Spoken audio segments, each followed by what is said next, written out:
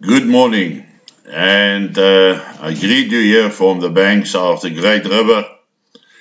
And it's Friday morning. It's a long weekend.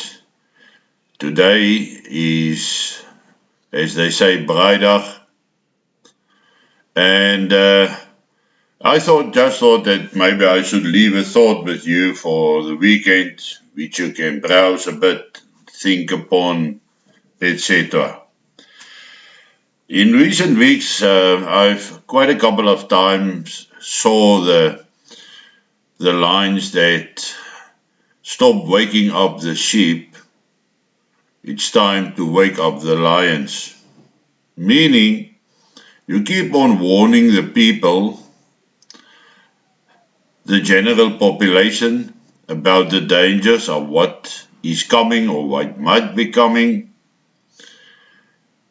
But some say it's time to wake up the lions. It's time to wake up those people that didn't want this to happen. It is the time to call upon those people who just wanted to be left alone.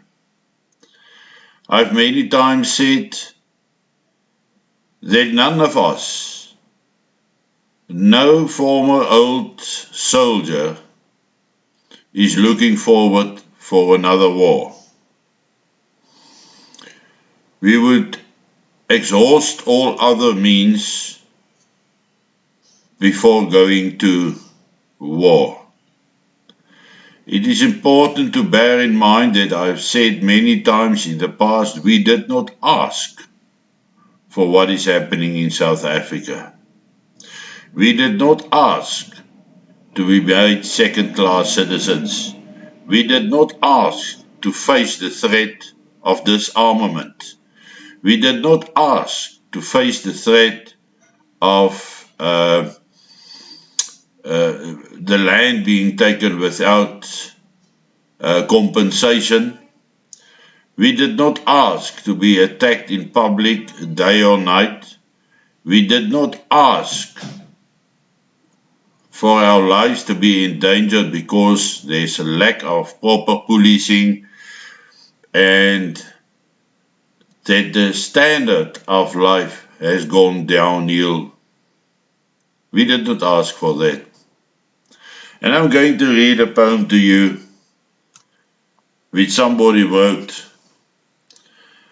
And it started off with the following, and I quote, "The most terrifying force of death comes from the hands of the men who wanted to be left alone.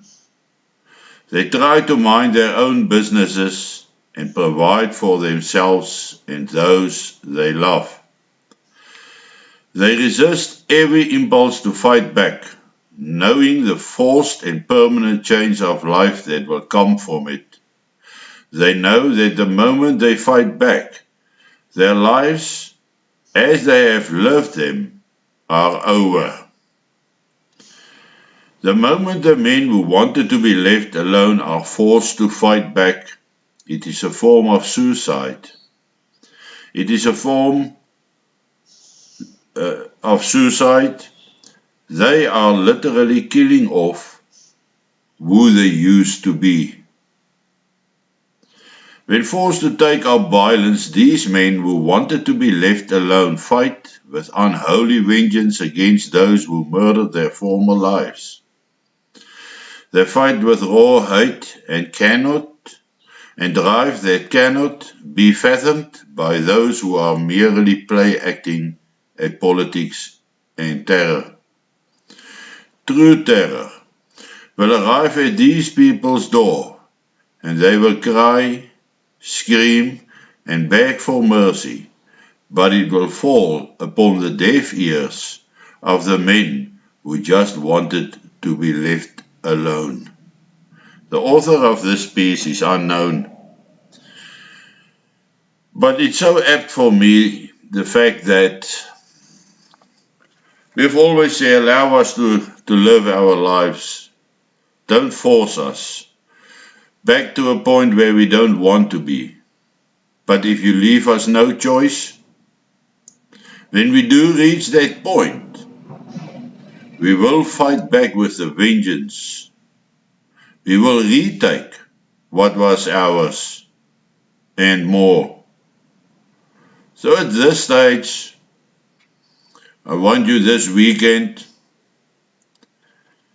every time that you enjoy your condensed milk coffee in the early mornings, to think about this. We have been pushed backwards. More and more was asked from us. More and more were taken away from us. Our freedoms is gone. Our civil rights is gone. The right to exist are being threatened. And we are now reaching the point where we got to wake up the lions. But in the same breath, we warn those who are forcing this upon us that the day when this arrives, the day when violence and anarchy broke out in South Africa, it's not only our lives that will change forever, but you have made us reach that point. In for a penny, in for a pound. If we are forced to fight, if we are forced to defend ourselves,